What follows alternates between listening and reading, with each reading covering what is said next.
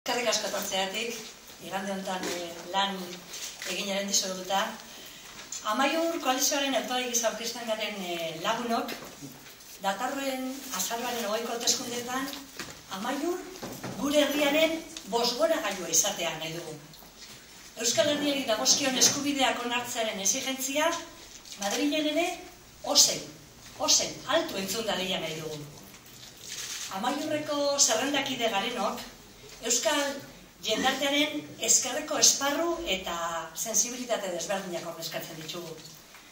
Adin eta jatorri ezberdineko lagunez osaturiko zerrenda anitz bat aurkezten dizuegu gaur. Emakumeak eta gizonak, gazteak eta helduak, politikagintzako aurpegi ezagunak eta proiektu berri honek eta agertoki politiko berriak animatuta hauteskundere lehiara lehen aldiz aurkezten garen jendea. Universitarioak, langileak, eredu sozial berri batekin konprometitutako lagunak, kudeaketa publiko zein pribatuan, arlo pribatuan, esperientzia duen jendea, mugimendu sozialetan eta sindikalgintzan ere gabiltzanak. Amaiurren zerrendak azken finean, jendartean ematen den ezkerreko jendeen aniztasuna islatzen dute. Euskal Herriarekin, gatazkaren konponbidearekin zein bakearekin konprometitutako proiektu batekiko ilusioa konpartitzen duen pertsona ekipo bat aurkezten dugu. Eredu sozial berri batekin konprometitutako proiektua. Hainbat esparru sozialetan sinesgarritasuna duen pertsona prestatu duen ekipoa osatzen dugu. Madrileko instituzioen aurrean, herri baten ordezkari gisa aritzeko gogotsu gaudenak.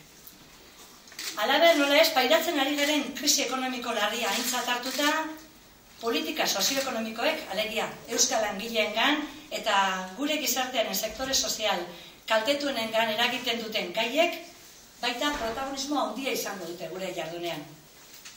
Amaiurren ordezkariok, lan harremanen euskal esparrua ezagituko dugu.